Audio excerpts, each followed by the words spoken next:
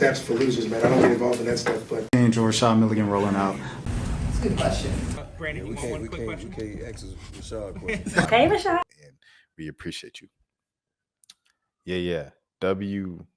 Ioka Lee. Okay. So this one, I knew was coming, but it had a twist that I did not fully expect. But we kind of got hints of this twist. So Flau'jae is foregoing the WNBA draft and will return to college basketball.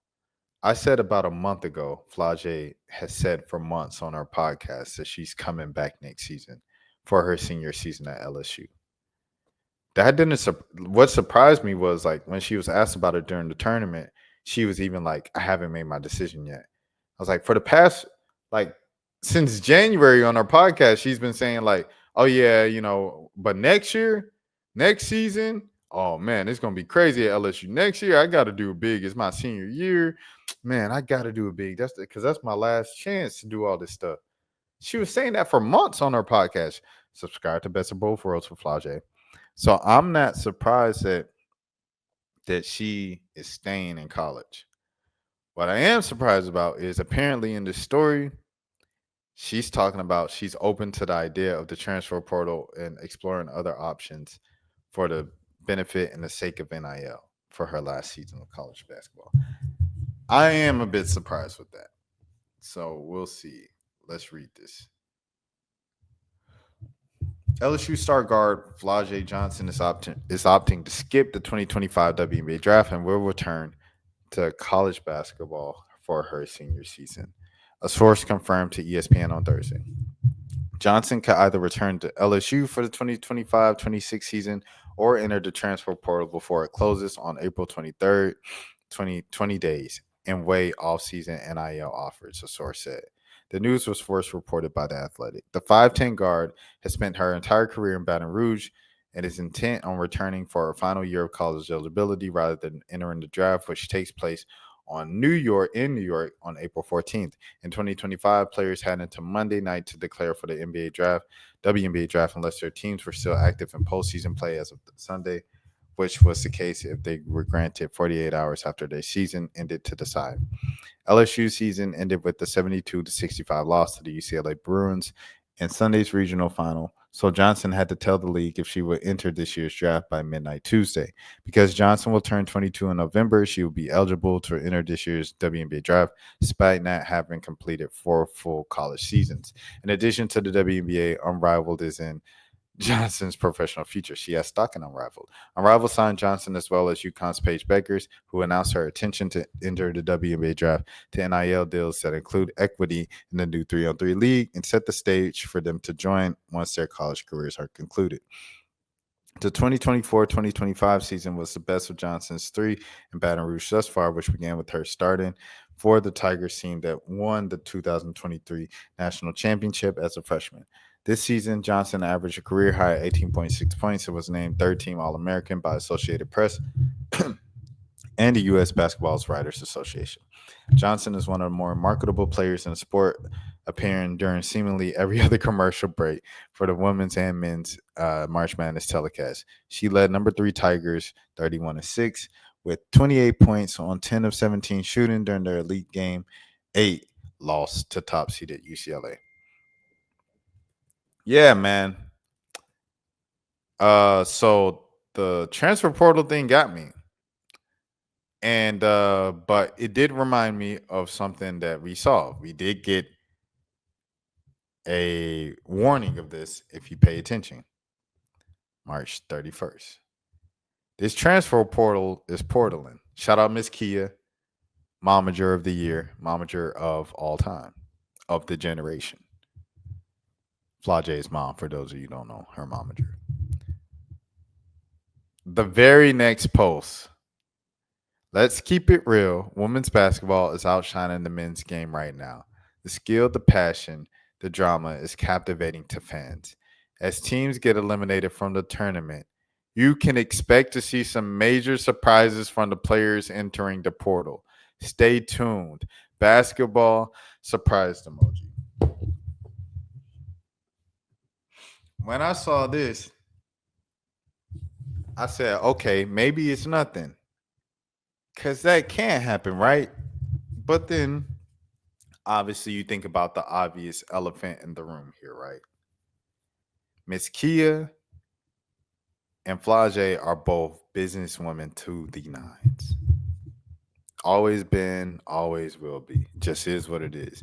You can't blame them. Get paid, young hitter, get paid. Get paid, young hitter, get paid. House so big that it came with a maid. Get paid, young hitter, get paid. RP Young Dolph. I don't blame him. However, I am a bit surprised. But like I said, they're businesswomen. So what I think this is ultimately is just a negotiation play. Me personally, I think it's a negotiation play for LSU, some leverage, get some more money out of LSU and the NIL donors. That's what I personally think. To get the most money possible for Flau'jae before she goes to the league. Because when she goes to the league next year, they're gonna have the new CBA ready, everything like that. So she's already gonna get paid more out the gate straight from the WNBA team, and she's not gonna have to kind of depend so much on her music career and the endorsements on the outside of basketball. She can get fair pay, more fair pay from the WNBA by that point. So, yeah, man, that's what I think is going on. I think this is just a negotiation play, and we shall see. Though we'll see, bro. We'll see what happens. We got what 20 days.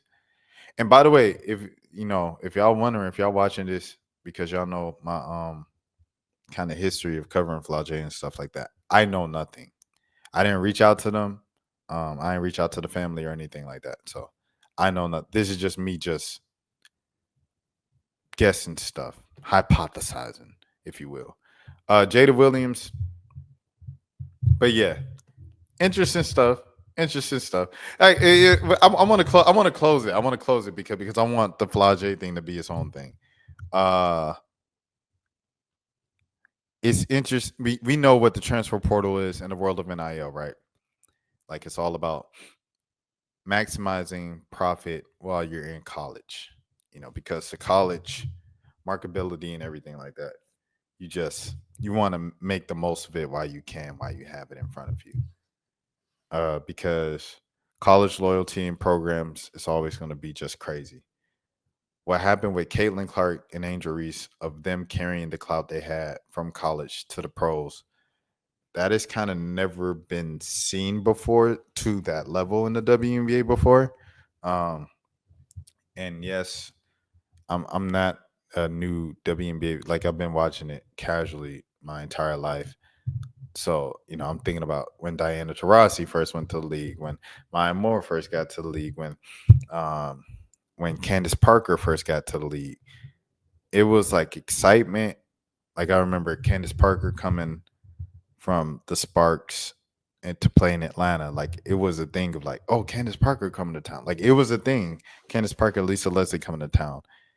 But it wasn't like in terms of like size, attendance, numbers. It was nothing like Caitlin Clark and Angel Reese out the gate. Like Asia Wilson can draw crowds like that, similar crowds. Like she could probably bring about 14,000 at least, I think, in Atlanta. However, like Caitlin did 17,000 twice in Atlanta, bro, as a rookie. So, and I think Angel Reese can do at least 15 in Atlanta, because I know, um, you know, Atlanta said the front office, they told us earlier this offseason and told us last season as well that they plan to have more than just the Caitlin Clark Indiana Fever games in the bigger arena. And so I think Angel for sure can do 15,000 at least in Atlanta. That's new. I say all that to say that's new. That hasn't been seen before. So that isn't guaranteed, what I'm saying, necessarily for Flau'jae, of just like Flau'jae goes to the league and but Flau'jae gonna be good regardless. I ain't gonna hold you when it comes to endorsements and off the court stuff. So I don't even know why I was bringing that up. But for every other college athlete, they need to maximize every college athlete that isn't Juju or Flau'jae, bro. Or Paige, but Paige don't count because she about to go to the league anyway. But everybody outside of them two, they need to maximize their college brand loyalty and fans and people who have been legacy fans of their programs and stuff like that. Flau'jae is going to be good because she raps and she signed, she's got an equity deal as an independent artist with Rock Nation. She's good. She's set for life. And her raps, she don't cuss. Like what I think Flau'jae should do, keep doing, and I hope her mom, Miss Kia, is still in her ear about this. Stay clean. Stay clean. Keep the lyrics clean because that opens you up to just a whole nother audience. You know what I'm saying? Like Damian Lillard, after a while, he did the clean albums for like 5-6 years, and then he went to cussing. I think as soon as he went to cussing, it's like people weren't really checking for his music like that as much, unless what's the Ballin' Ticket? What's the song called? Ballin' at the Rim. I like that song. I think it's a good song. Hold on, let me see. Dame Dollar, Money at the Rim. Is Money at the Rim? Is that the name of the song? Moneyball. The name of the song is Moneyball. So I thought it was Money at the Rim. It was 5 years ago. So this might have been like the first album where he started cussing. But that's a good song, Moneyball. By the way, check it out. And but yeah, I say all this to say I felt like Damian Lillard was going on a trajectory, and then he started cussing in his music, and less people stop talking about it and stuff. And he also went to Milwaukee. That probably had something to do with it, even though Portland isn't necessarily like the hip hop hub capital of the world. But shout out to Amine. Definitely want to respect Amine. Definitely want to respect Chicken P and everybody out in Milwaukee, DC, the Don. You know what I'm saying? Milwaukee got some folks for sure, but it's just not. People aren't thinking like when you think Milwaukee, Chicken P, and who else off top that I just named? Chicken P and DC the Don up top. People just aren't thinking that when they think about Milwaukee. When a lot of people think about Milwaukee, they think about Giannis and the Bucks, or like dangerous street life because Milwaukee mad dangerous. But yeah. Shout out to what's her name? The girl that Drewski was like, got a lot of talent. Sign here. She's from Milwaukee and she shouts it out all the time.